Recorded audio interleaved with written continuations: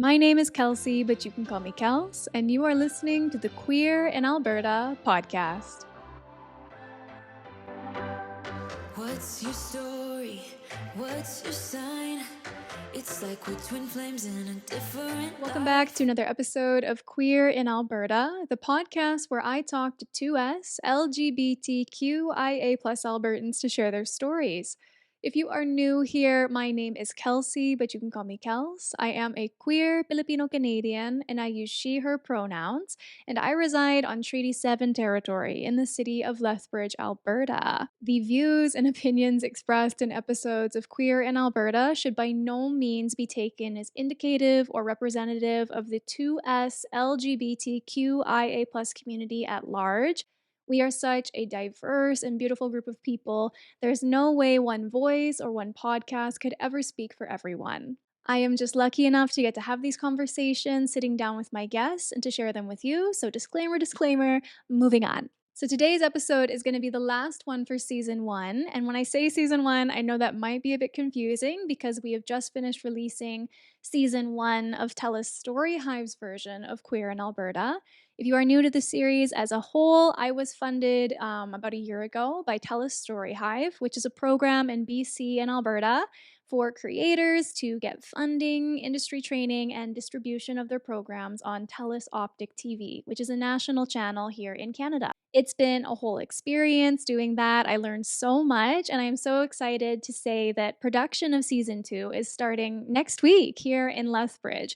So I need to get my stuff together and get ready for it. I have some fantastic guests that are actually coming down to film in person. So I'm excited to see how the series feels talking face to face rather than over a computer screen. When I first started filming Queer in Alberta, I really thought that my primary audience was just going to be Albertans.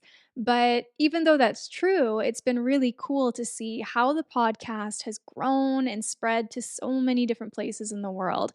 We have listeners in Poland, in Australia, the Philippines, and it's just super cool. Even though I've been creating content for a local audience, it's been resonating with people from all over the world. So that's really, really special. But with that being said, about a month ago, I got an email from somebody that I never expected to get an email from. And to be honest, I actually had to go onto this person's LinkedIn page, DM them, and be like, hey, bestie, did you actually email me this or is it a scam? Because this does not seem real. The reason I was so taken aback is because they were emailing from the Children's Theater Company in Minneapolis, Minnesota, telling me about a fantastic play that was adapted from a book to the stage by a queer, non binary playwright. Now, I had not heard of Juliany previous to this, but after a quick wee Google search, if you are a fan of the book Felix Ever After, Juliany is adapting that for Amazon into a TV show. So when I saw this email, I was failing to connect the dots. And I'm seeing from this email that I'm being asked if I would like to interview them. Now, again, it was the math meme. It was me staring at the screen trying to make sense of it because I was like, how does somebody in Minneapolis have any idea who I am? And B, why do they want to come on Queer in Alberta? So after doing a bit more emailing and touching base, we were quickly able to figure out it was not a scam, and I was able to have one of the coolest conversations I think I've ever had on the show. The play is called Morris Micklewhite and the Tangerine Dress, and I'm going to read you the synopsis here. It says, Morris likes lots of things, doing puzzles, painting pictures, pretending to be an astronaut, and wearing a tangerine dress from his school's dress-up box because it reminds him of tigers, the sun, and his mother's hair. But some of his classmates think boys can't wear dresses because, well, they're boys. With his vivid imagination and space animal friends, Morris travels the galaxy in search of an answer to the all-important question, do astronauts wear dresses? I think this is such a sweet play. I loved learning about it in my conversation with Juliany, and it's based on the book by Christine Baldacchino. I apologize if I'm mispronouncing that, and Isabel Melanfant. The show was supposed to make its debut in Minneapolis on October 10th, but it's going all across the United States. I think Giuliani mentioned Chicago. It was so cool for me to get to chat with Giuliani, to get to know them a little bit, and to have a conversation with someone who is creating representation and telling authentic, beautiful stories that really represent our community in a time when perhaps the idea of a child wearing a dress is for some reason controversial. I'm really excited to share this conversation with you, and it makes me think about the future of the series. I still want to keep Albertans' voices central to the stories that I share here on Queer in Alberta, but I also think it's really special that I was able to have the opportunity to talk to somebody else and gain a different perspective and to learn a little bit more about the experiences that connect us despite being in different countries. One last thing I do want to mention, and this is Giuliani, I'm so sorry that in the end of the episode I say Morris Micklemore, I think, in the Tangerine Dress instead of Morris Micklewhite. You were so kind and did not correct me on it, but I apologize. Everybody, it is Morris Micklewhite. But without further ado, here is Juliany Taveras, a playwright, a screenwriter, an all around amazing person, talking about their latest play, Morris Micklewhite and the Tangerine Dress, joining us all the way from New York City in the United States.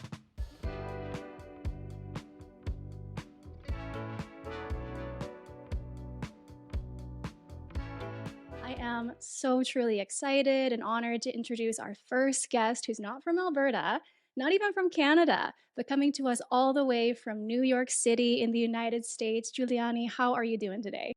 Woo! I'm seriously so pumped. I'm honored. I'm like, wow, I feel like there's this awesome little club that y'all opened the door for me to come in and hang out for a bit. Have you ever been to Alberta or do you know very much about it? No, I've never been. And I don't Okay, really, bestie, yeah, that I'm like means trying you to gotta think, I'm come like, kiki. yes, yes, I'm ready. I'm like, this is an exciting beginning because I'm like, now I gotta go. There's an Indigenous scholar, Kim Tallbear, who I love to follow her work, and she's writing Yes. from Canada. So I was like, wait, I'm seeing some connections here. And now talking to you, Kels, so I'm into it. I'm ready. Oh, that's so wild because, before I did all of this podcasting stuff, I was actually working on my MA in anthropology. And so I am very familiar with Kim Tallbear, also a huge fan. She does amazing Yes. work out of the University of Alberta, I think. Yes, right. Okay, so I was right. I was like, I'm pretty sure that's where I like, yeah, know, think what I think of that place. So I was like, that's one connection I have. But yeah, that's so cool. Of course, there's a Yeah. connection there. Well, we hear stories all the time about New York and the city, and you talk about in your bio and stuff how that really influenced a lot of the things you saw growing up and the stories that you choose to tell today. Can you maybe share a bit about your background with my audience listening here in Canada?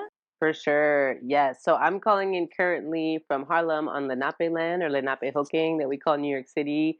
I actually grew up in Canarsie, which is another indigenous name that actually lives on. We see a lot of those here in New York State, and I'm Yeah. sure elsewhere as well, where even when it's not being taught in the histories, you actually see all these indigenous names still all over the land. I love this land very much, and it's a very intense place to have been born into. New York City is very much sort of major metropolis, heart of empire, kind of like major Mhm. capitalist machine.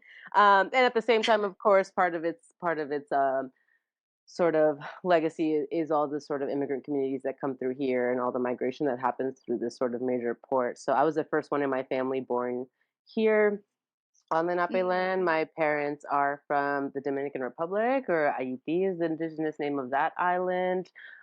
Before it was also carved up and dealing with its own legacy of colonialism. Mhm. So yeah, that all very much influences where I write from, where I create art from, how I'm moving through the world and trying to um, yeah, build kinship. There's not just one world, there's a dominant reality I think around us that we are being called to sort of assess how it's not going well and it's harming our Mhm. planet and our relations. And so I feel grateful to have had the experience of growing up in New York City in terms of that sort of having so much culture and difference and community around me. So I have a very large extended family. My mom is the middle of 11. Mm. Um, and, I was, yeah, one of the first in that larger family born here. And then after me, there were many more. And so I have a lot of beautiful sort of extended family that I got to grow up around.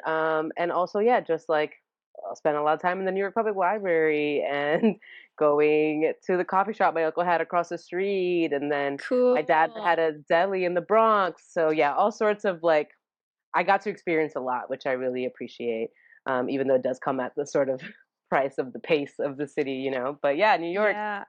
wild place. I mean, I have to say, this is gonna probably sound so like, country bumpkin, because we come from two very different worlds. I grew up in like a 5,000 population town farther north in the province of Alberta.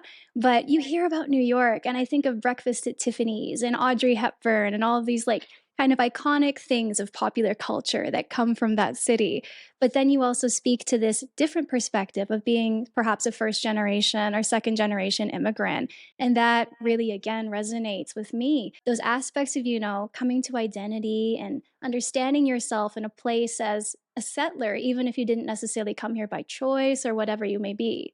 Yes, right, exactly. So I think, yeah, regardless, that's a beautiful thing we can connect across in our diaspora. I always like Mhm. sort of identify also with being part of a diaspora and a lot of like feeling a lot of resonance with other folks in their iterations of that. And I think that's kind of what you're getting at, right? That's like regardless of where we end up because of these migrations, the diaspora movements, these Yes. sort of survival journeys that generations before us had to go on. um, we experience something very a shared experience around that, even if the context is kind of different. But it's so funny that you mentioned those movies because I totally forget that that's what people tend to think of in New York. Like, of course, if you're not from there, all you have is these sort of Oh, movies and yeah. media. And I forget because I'm like, well, I have my life of like bodegas and whatever. And I like forget about it until like, yeah, I see like TikTok talking about New York, and I'm like, what? Like that's, Right? yeah, I guess Oh, that's one yeah. part. Yeah. Yeah, and I feel like there's this image of like, you tell me if I'm correct or not, but it seems from an outside perspective, we always hear about how like New York is this intense culture and you have to like just keep up and everybody's mean and there are rats that go across the street. And I'm like, bestie, are you guys okay? I know. I mean, yeah, we're all right. We're okay. We figured it out. No, the rats are real. I'm gonna tell you right now. If you're running through No, Manhattan, there's rats. There's a whole kingdom of them. I will say, I a feel like that's kingdom, really they have their own little thing. But I will hierarchy. say, yeah, a lot of those associations are to do with the island of Manhattan and the sort of capitalist Right. context of New York. So I think that's really interesting. And of course, it's like that energy is present, but so much of where I'm from, which I call the outer boroughs from Brooklyn, Queens, was where my grandma Yeah, was when yeah. I was growing up, the Bronx. We have a pretty unique experience where we're not in the thick of that. We're in our communities in the outer boroughs. And we don't got rats like that. Like, you know what I'm saying? Like we we have our things, but like where there's more Not us. not us. Listen, let's talk about who's the more really dense commercial Who's areas are mess? gonna have that. Yeah, whose mess is this? We That's try, so we do our funny. best. We take care of each other, and we're definitely yeah, it can be a little snippy, but I think there's a fun sort of reclaiming of this meanness New Yorker where it's like we will tell you like it is, but we're also gonna hand you the napkin if you just sneeze, or we're gonna help you get your stroller up the stairs. It's like we're gonna get it done. We're gonna give you the help. We're just like not here for the like the sort of niceties in between. It's like we got places Oh, to that's be. funny. And my dad had a bodega, a deli in the Bronx my whole life growing up, and it's like everyone knows each other. Everyone has our version of that too if Community. we're local to it. Yeah. I love to hear about it because, again, like, I don't know, travel or experiencing other places, you really learn how small your world is, even in a place like New York. If you're just stuck and gendered in one space, there's still so much to see, so many different ways of being. And I think your work really seeks to champion that in a lot of ways with the story that you tell. You are a screenwriter, poet, playwright. Is there anything you don't do? Question mark. Yeah, there's tons I don't. I think about it sometimes where I'm like, what are what are my material skills that I can offer when this stuff starts hitting the fan, Right? that I want to learn. So there's a lot I want to learn. I want to That's learn so how to funny. like, some electrician work might be helpful, but I Fix a creatively I do a lot. toilet. Yeah, right? I'm like, that's gonna come in handy. Right. I think that's also like a queer stereotype that like we don't know how to do those things like your own oil change. But I shouldn't say that because I have some fantastic queer friends that are like, Kelsey, you need to get your shit together and know how to do all Right? this stuff. Right, and then again, sometimes it's like I don't have to know it all because that's what community is for. So I'm like, if we got community Right. with different skills, then we don't all have to know everything, and we don't all have to have a lawnmower. 100%. Exactly. But in terms of championing and creating spaces to tell intersectional stories in the way that you do, how has that experience been? It's like so interesting to, be getting to have really cool conversations like this one recent leading up to the play at Children's Theater Company in Minneapolis, because it's really allowed me to reflect on my journey so far. And it is kind of wild because Mhm. I will say, even though I've been writing since I was like 9, and my mom says, she's been reading to me since I was in the womb, and then I just came out and kept going. It's like I That's so never funny. really was like, oh, it wasn't like my younger self was like, I'm gonna be a writer and I'm gonna do XYZ and I'm gonna write The champion the thing. voices. Yeah, I was kind of Mhm. just like, I wanna tell stories, it's fun. I wanna put myself into stories. And then eventually also as I became more politicized, I was like, wait a second, I'm also been like, how has my imagination been shaped by the dominant narratives that's in our media and in our society, and how can I free myself from those? And I actually think Mm. that's what's allowed me to get to this point where it's like in me doing that for myself, I then am what I'm finding, right, is that folks are resonating with that work. And, it's sort of, Yes. right, this is how we affect each other. This is how we co-create and co-liberate. Like I kind of was just like, I want to, it's going to be a lifelong process to sort of liberate my own imagination from the colonial imagination and see myself in stories and see different values, right? Not our necessarily dominant capitalist values, but different Mhm. ones, the things that I care about, the things that I want to see happening in the world. And what happens if I put those into stories and then that resonates with people and then they put it into their stories, right? It's also about like, and then we all step into our agency and our voice. So I feel like that's kind of how it happened, was just being like, where are we? I want to tell my version of this, and that there's a power to Right? that, because we all have a unique perspective to share. Yeah. Everything that you're saying, I just can't help but see how it fits into so many of the experiences of like my 20s and my young adult life to now, but also in particular with this work with Queer in Alberta. Just like you, it wasn't like I came out of the womb and was like, yes, activism, or, like Right. that was the goal from day one. But I did notice, even if I didn't understand it as a kid, that the stories around me didn't reflect me. I got older and I realized I was queer. I started embracing my Filipino heritage more and questioning those experiences that had dominated my life without me understanding them for so long. That was when I began to kind of figure things out in the way that you're speaking to. Yes, exactly. And then the power of that, like we're saying, then that resonates with other people and we find each other and then we're Mhm. sitting here having this conversation, and it was just like our younger self just Right? wanted to find that alignment because, and shout out to our younger selves because I think that's courageous. Like I think, True. what we think is, we're told to sort of just then, if that's the dominant image, just mold yourself to that, right? Change yourself to match that. If we don't see ourselves in stories, how we were, like, I think that was a real thing when I was younger, where it was like, Mhm. oh, I just wanted to straighten my hair or be thinner or like whatever, like change myself to match what was out there. And then that, I appreciate my younger self for finding that courage to stop that and actually reclaim that and be like, no, I don't have to change myself to match those stories. I can create the stories and the worlds that match Mhm. me.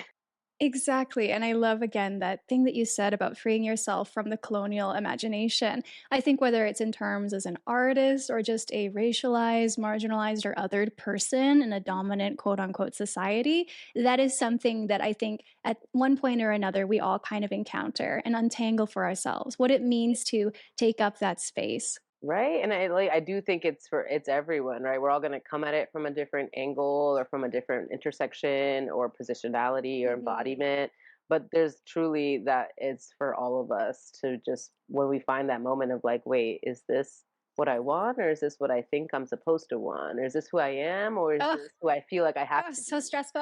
Yeah, it's a It's lot. so much. I'm literally like, do I feel this way because I actually feel this way or because I was raised in a colonial paradigm, Like, Right.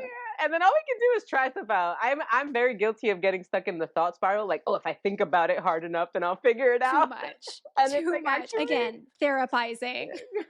I know, I just go, I'm like, it's because I'm constantly trying to therapize myself, probably. I should just get an actual Yeah. therapist. Or just, Someday. like a journal. Yeah. We're here today to also talk about your fantastic new play, Morris Micklewhite and the Tangerine Dress.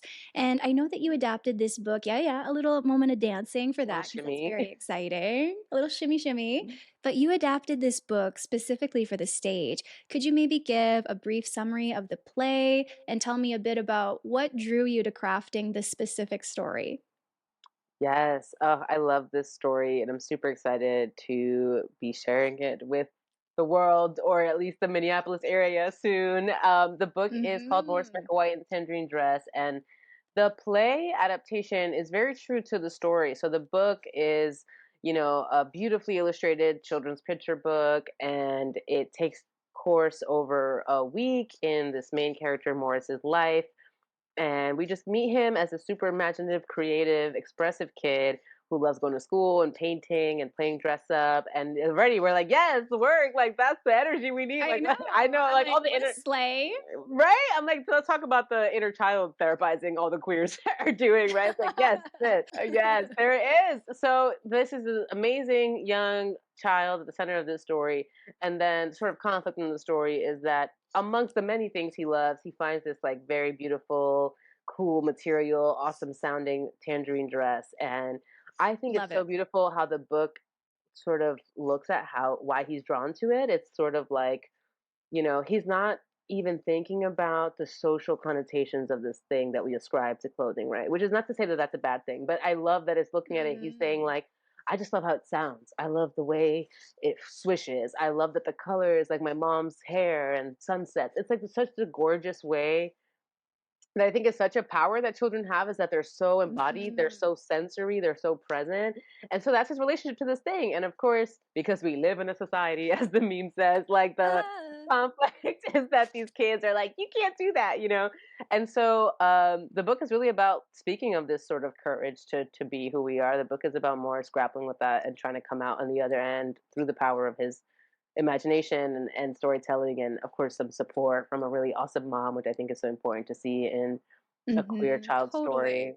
Yeah, so the play is pretty much following that, but because I get a whole 45 minutes to an hour on stage, then we really can Uh, expand, uh, uh. like yeah, like go into what are just like in the book is maybe just a quick line or a drawing, and we get to like kind of like the magic of like stepping into the book and then be like, what happens, how does this scene play out, what does the rest of the world look like.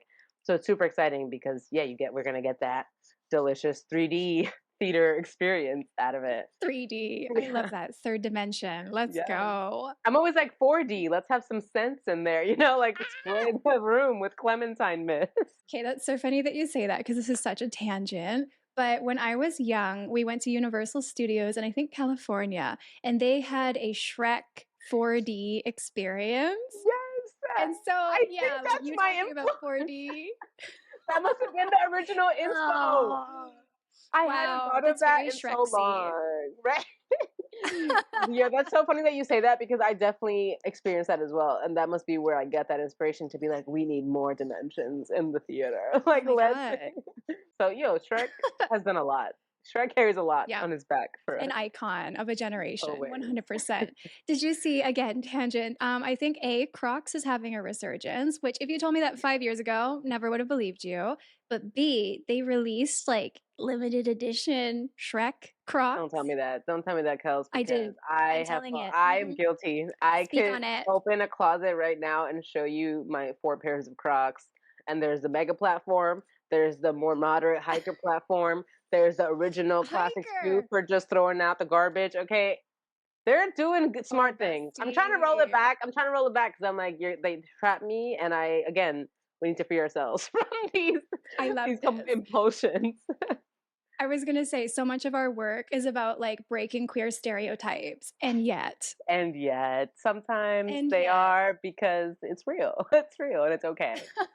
I gotta say, I did not expect to talk about our Lord and Savior Shrek during this interview, We but you got know there what? pretty quickly. Yeah, I was gonna say that's like I'm a here record. for it. But you were talking about something there. Oh, yes, about adapting it for theater and how you were like, I have 45 minutes, 4D, et cetera, et cetera. But what are some of the ways that theater has allowed you to maybe freely tell this story in a deeper way or explore different things from the original source material? Ooh, I love that. Well, yeah, Yeah. we're laughing at the dimensionality, but it really is, I think, something that I've always loved about theater and lots. And I didn't really have a well-funded school with a theater program or anything like that. So my humble beginnings were improv club. Okay, all you Uh-huh. needed was yourself and maybe a piece of paper. That's gay. That's added to the list. It's like I have a running checklist of how many Chup. gay things I can hit up. But I think about, like, when Uh, we're in live space like that, like, there's something so magical that can be happening because of this multi-sensory experience, right? So in the book, there's a beautifully illustrated. The story itself is really touching. Like, this character is so inspiring. But what we get the opportunity to do, and I say we because, right, I'm doing the script, but then we have all these amazing designers and director Heidi mhm. and these brilliant actors. And together, what we get to do is like really like give that a heartbeat. And there's moments in a lot of Wow. what guided me adapting the book into a script was like the whole time it was like led by like what is Morris feeling? What is Morris experiencing? How does this feel for him? Like what is something I really am like passionate about is that children, even if they don't yet have all the fancy words we have or have all that practice articulating themselves, what they are feeling and experiencing is still just as profound as what we experience later in life when we have the Mhm. words for it. And here we are talking about being in our Absolutely. 20s or older and still, having to scramble for the words. And so it's like Mhm. really, I think, important to like uplift and acknowledge that children are having a deep, profound, and meaningful experience. And so that was what guided me thinking about like, oh, how can we use lights and costume and silence, right, to really underscore and hopefully help the audience feel like what Morris is feeling. That's so cool, and, like, powers that be, can you fly me out there to see it? Because Oh I my feel like I need god. to see and experience, that would be Let's talk to so Jonathan. I'm cool. gonna call Jonathan and be like, listen, what we got in the budget? I have comps. Hi. If you can make it there, I definitely got you with a Seriously. ticket. Yes. I'll make you a little TikTok series or something Oh because my I god. think, like, even though this is a story that you're telling in Minnesota, Minneapolis is the city, Yeah. right? Hmm. Yeah, even though it's in the United States, so much of those themes that you are discussing, even in conversation with me, those are universal, I think, to a lot of queer experiences in North America. And it really makes me think again of like your passion for representation. How has Morris's story allowed you to kind of maybe share some of that? And what is your hope for your audience as a takeaway when they watch it, whether they're queer or not? Yes. What I'm I here to hit you love with the zingers. I know. I'm like, wow. I'm gonna take these pauses, and boom, you're doing amazing. I Thank you. I love that Morris. Like for me, what I'm like helping to represent or trying to help represent is this thing that we're talking about creators. That it's like it's actually just each of us being able to be in our distinctness, in our uniqueness, in Mhm. our wholeness, and have that be enough and have that be worthy versus have it be compared to some standard that was created outside of us, so that we then are being, at times asked or coerced into confining ourselves to. So, like for me, Morris represents someone who, yeah, can represent. A lot of us might resonate with seeing a child on stage and the power of seeing that child tap into that courage and that support, from his imagination or his mom, and to then continue to express himself versus what maybe some of us might have done, which is when we experience parts of ourselves being rejected or being critiqued, we Mm. we then take that as a lesson to stop expressing that, right? Or to repress that. And I think repressing who we are or how we want to express ourselves or how we see the world is just never going to go well for anyone, right? When we're saying this No. about for like all of us, right? All that creates is this sort of, what I think of like we're just walking like volcanoes ready to burst because we've been repressing, our expression. And so for me, that's what's being, the power of what's Morris represents is like, and right, whether it's a queer audience member or not, whether it's a child or an adult. And I think there's Mhm. also interesting something we talked a lot about in the process was the role of the teacher and the mom and these other kids, and like these actors, these student actors have been so brilliant, and they've been talking about their characters and coming up with backstories and being like, I these love it. characters who are bullying, and we're like, oh, why do you think this character says these hurtful things? Like, where did it come from? Where are they getting this message? And so, yeah, I really hope that folks can come and see it, and of course be inspired by Morris and his courage because it's his story, but also maybe see themselves in the people not be, because all of us are all of us are wrapped up in this stuff, and all of us are able, no matter what our positionality is or our identity, we are capable of perpetuating these ideas and these harms against each other. And so something I love is Mhm. that there's a couple students in the story who start out being not so nice, but then have their own journey of like reckoning with that, you know? Um, and then there's the teacher who's balancing being a teacher in these times and wanting to support Mm. these kids, Oh, but also a whole classroom, you know? And so there's hopefully a lot for people to sort of connect with and see themselves in, right? Not just the courage, but maybe also the fear and the shame, and that's okay. And can we actually transform that and change how we show up in the world? So lofty ambitions, but I think this show, these actors, this story, I think it can do it.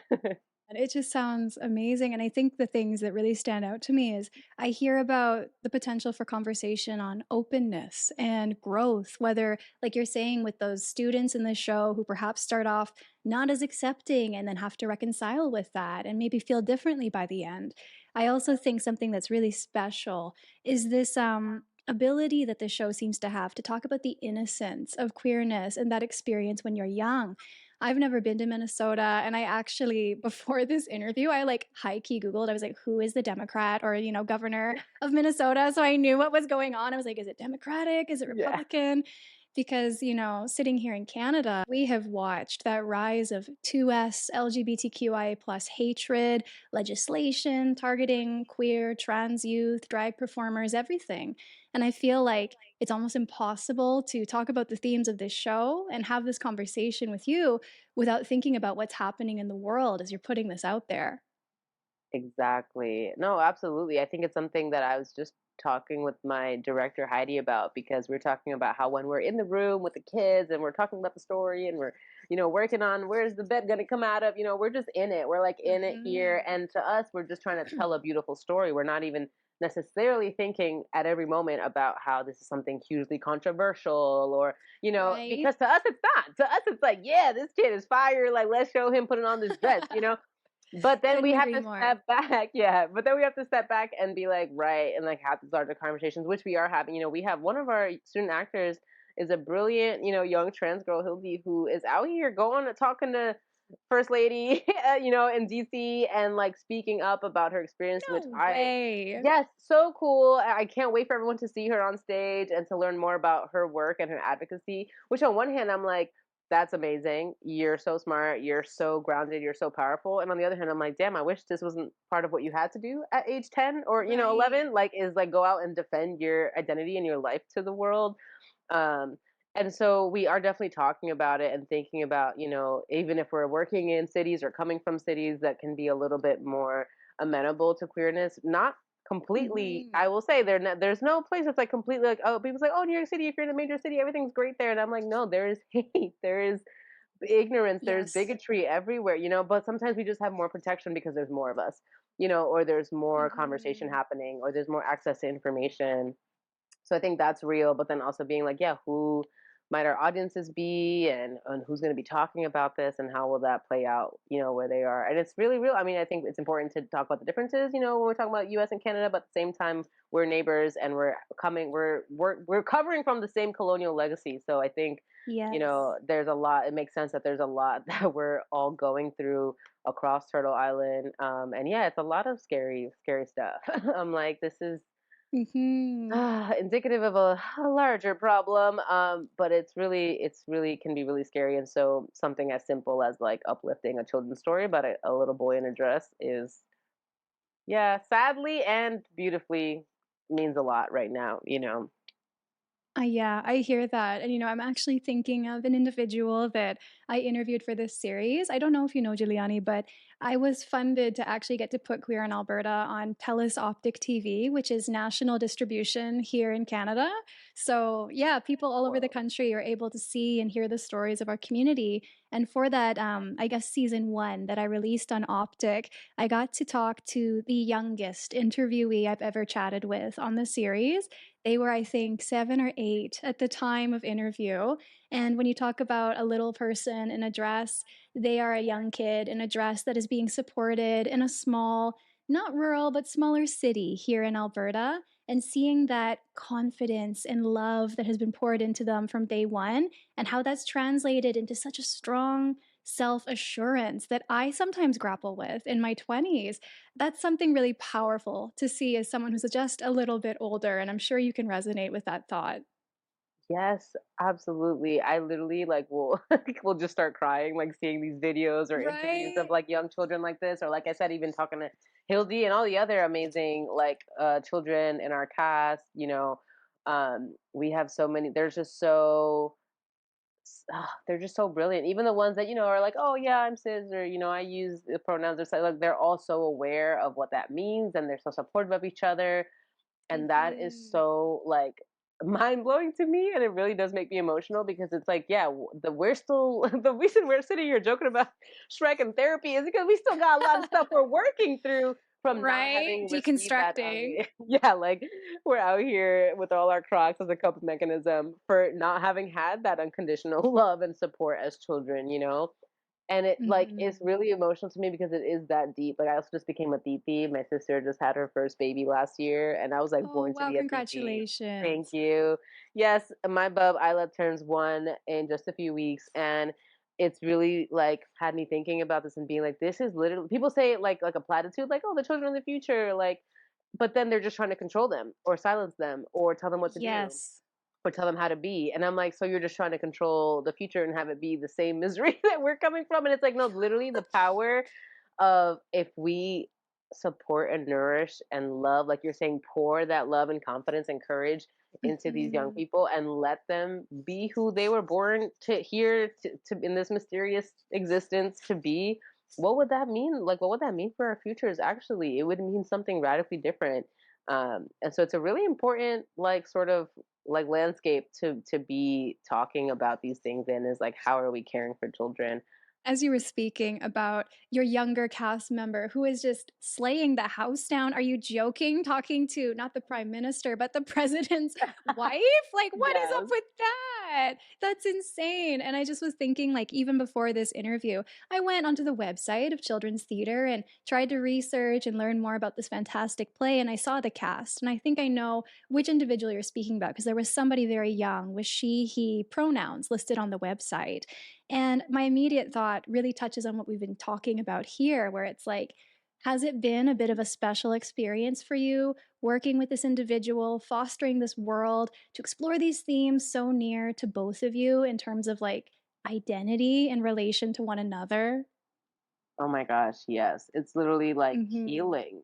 And not to keep bringing it Yes. back to everything is therapy, but it's like healing work to Nature is be. healing. Yeah, yes, it's we're recovering.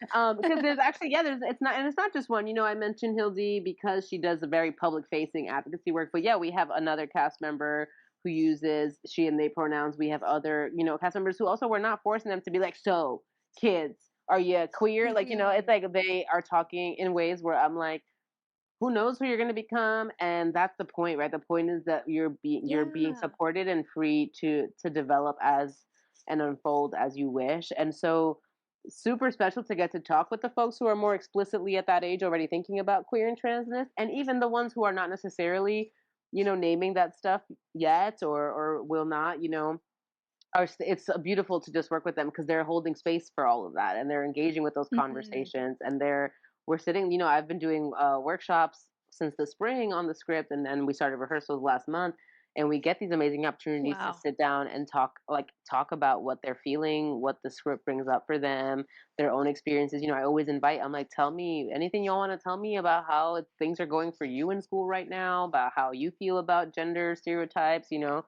about like how that's coming out in your lives. Feel free to share. And they do, and it's really generous and it's really loving, and it means so much. It's like that's what made it feel so real, right? Because I spent many months just working on the Hmm. script here in New York in my little room, and And it's then like isolated just to you. yeah, and so which is its own layer. I love that about playwriting, that I get to have the sort of introvert time and then I'll get to have the extrovert time. I'm like, okay, I get some solo time with the Duality. work. Yes, I'm like, I get to be it all, do it all. But then it's really nice, yeah, to make that transition after a while, right? Being in it alone, you can only go so far with the storytelling. And so then to then get to go to Minneapolis, meet the cast, meet the director, do workshops, and have these conversations, it like literally was so transformative to the script because their energy and their insight informed it and helped me to hopefully make a play that people resonate with, you know. Well, as we're kind of wrapping up the interview, do you have perhaps any words of advice for any aspiring queer or non queer playwrights who want to tell stories that reflect their experiences in a world that might not? Oh, wow, that's great. Another banger from Kels. Let me sit with Thank that you. because I've been thinking Thank about. you. Sponsor me. Yes, let's fly Kels to Minneapolis and see the quality Thank of you, these collections. Jonathan. We're gonna make it happen. Um, Yeah. I feel like what do I have to say? I feel like to my biggest thing is like do it your way.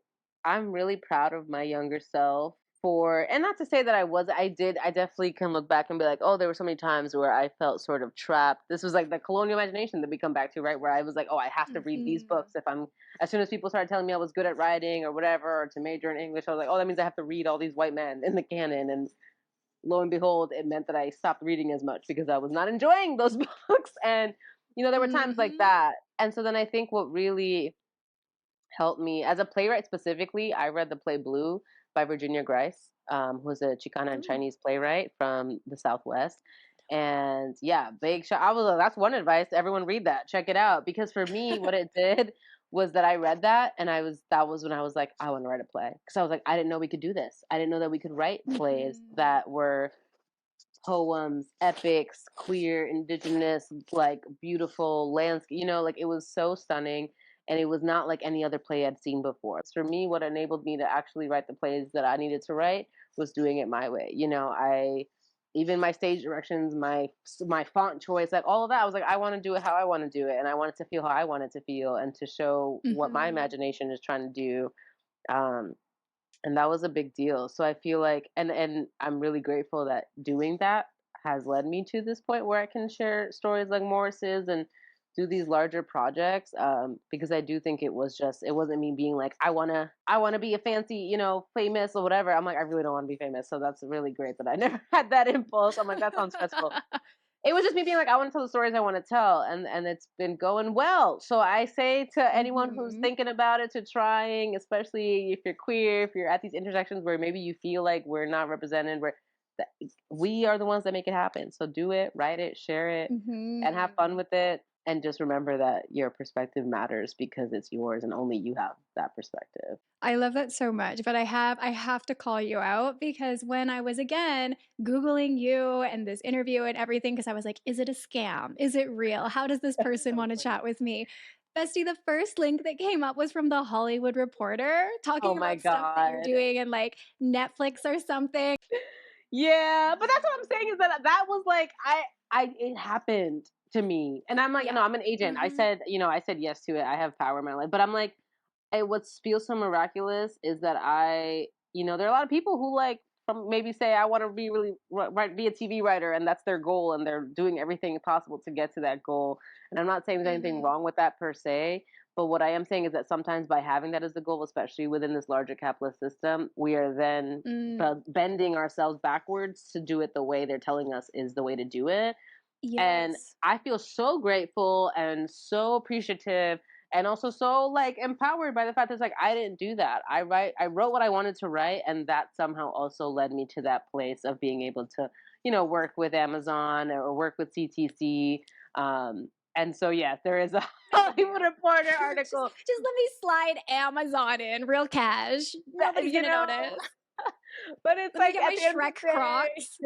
day, yeah, that's what I'm sure. What's the premieres of my Shrek class? We gotta keep it humble, keep it, a what. But Yeah. at the end of the day, I'm like, yeah, well, it's gonna no matter what those successes are, they're only gonna feel good if you're writing and creating what feels good to you. So I think so too. I think your story really exemplifies that, as well as the stories that you tell in your work and in your art. And I just feel like whether it's Minnesota or New York, we have to kiki very soon in the yes, future because that's you have it. such We said it wonderful here. energy. It's happening. I like to say Manifest. when we feel that resonance and we're talking our smack and we're feeling it, we're casting a spell. So we're using this power right Yes. now, this virtual Kiki, to cast a spell for the IRL one to come for sure. Oh, I can't wait. I'm so excited. Your girl's going to enter her New York era and it's going to be slay. Yes.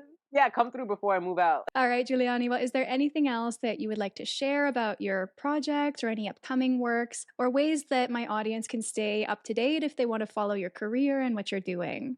Oh yeah, my website is the best place. Social media. We didn't get into that. That'll be a tangent for when we meet each other in real life. Of like the social media Mm-hmm. crisis. Speaking of TikTok and Insta, I grapple with them. It's overwhelming to me sometimes. So I Me mostly too. just I've been my hiding from my website. TikTok recently. Right? We got to take those breaks. Even if it's not permanent. I'm like taking a little break right now from the socials. So my website is just julianytaveras.com, and you can just kind of find any news, other projects, my photography, my more about my plays. That'll all be up there. So folks can definitely check that out, and I appreciate if folks do, the support and the interest. And who knows what's to come? The Writers Guild is hopefully ending the strike right now. We're in the midst of that. We heard about Um, that. so that's exciting. And I hope it means that we're going to be able to, yeah, continue channeling our power and our agency as the creators to, again, be doing this stuff in a way that is sustainable and good for us. So I feel very excited about Mhm. what's to come. All right, I have one last question for you. If I come visit you in New York, what are the top three, if possible, things that we're going to do to give me the full New York experience as a wee little Canadian from the prairies? Oh my gosh. Well, I'm going to take you to a deli. Three. That's the easy number one. Okay. We got to go to Delhi. Other places in the world, I'm sure, have stores with items in them and sandwich shops, Subway. but that's that's why I'm That's taking you what to we Delhi. got here. So I need you to experience the bodega experience because again, that's what I grew up in. Literally, what I was running around my Yes, dad's. please. So that would be the first, and then to get you your sandwich of choice or your snack of choice.